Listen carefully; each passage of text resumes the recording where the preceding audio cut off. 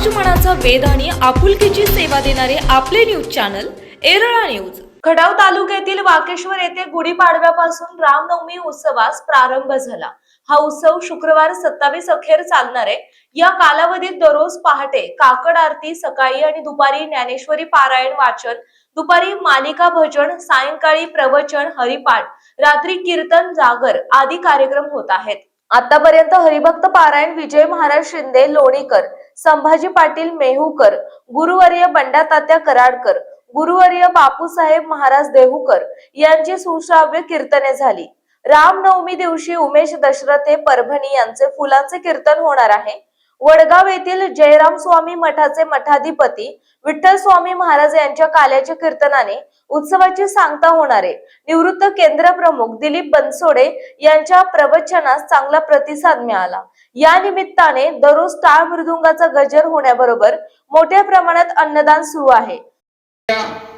जडरूपी संसारातून तरुण जायचे, पावला पावलाला विचार केला पाहिजे आणि त्या प्रभू परमात्म्याचं मोठ्या त्वरेने नामकंठामध्ये धारण केलं पाहिजे।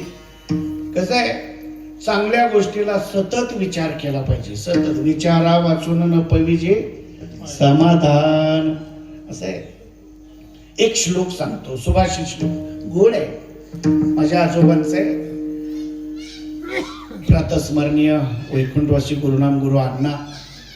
तसं मला खूप वाकेश्वर म्हटलं ना, मला अगोदरच ताकीद दिलेली, पण वाकेश्वर म्हटलं ना असं आहे, मी महाराष्ट्रभर सांगतो स्वाभिमानानं, माझी खरी कीर्तनाची सुरुवात कुठून झाली असेल तर वाकेश्वर मधून, बरं का। मी ही कधी विसरणार नाही।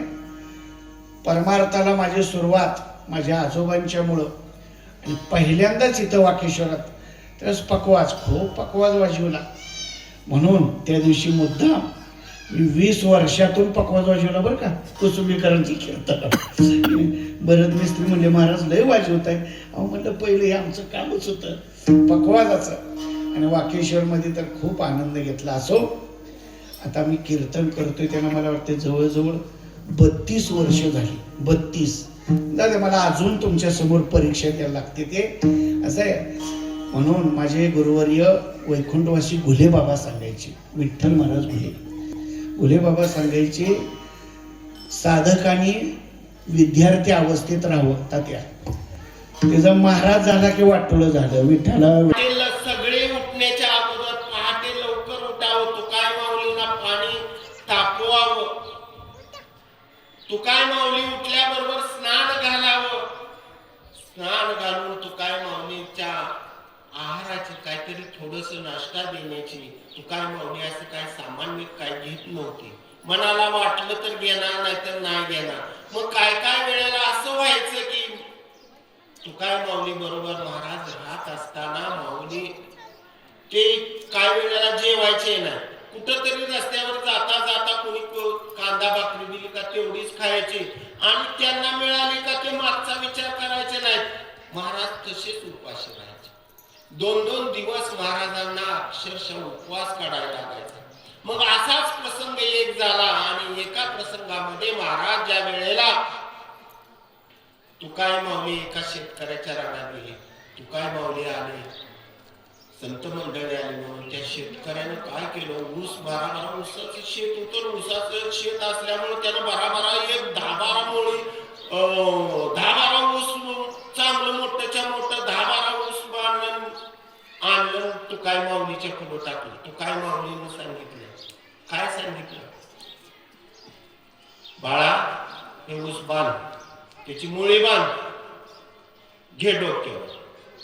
तुकाय माऊली तिथून निघाले, शेतकऱ्याला आनंद झाला की तुकाय माऊलीनं आपलं ऊस स्वीकारलं म्हणून, पण तुकाय माऊली पुढे चालायचे आणि डोक्यावर ओझ घेऊन महाराज मात्र जिकडं जाईल तिकडं ऊसाची मुळी घेऊन जात असत, आणि जाताना जेवणाची अवस्था वाऱ्यासारखी तुकाय माऊली चालायचे, त्याच्या पाठीमागं सावली प्रमाणे ते महाराज चालायचे। आणि असं करत करत मग एक झालं का, संध्याकाळच्या वेळेला घरी आल्यानंतर ते ऊस आणले, तिथं हे केलं, टाकलं, ते टाकल्यानंतर बाबा ठेवावं इतका नाही सरळ, ते सगळं ऊस तुकाय माऊलीने इसकुटून टाकलं, इकडे एक तिकडे एक, इकडे एक तिकडे एक, म्हणले घ्या प्रसाद. सगळ्या प्रतिनिधी सूरज भांडवलकर. आपल्या भागातील महत्त्वाच्या बातम्या पाहण्यासाठी आजच आमच्या एरळा न्यूज चॅनलला यूट्यूबवर सबस्क्राईब करा आणि बेल आयकॉन प्रेस करा.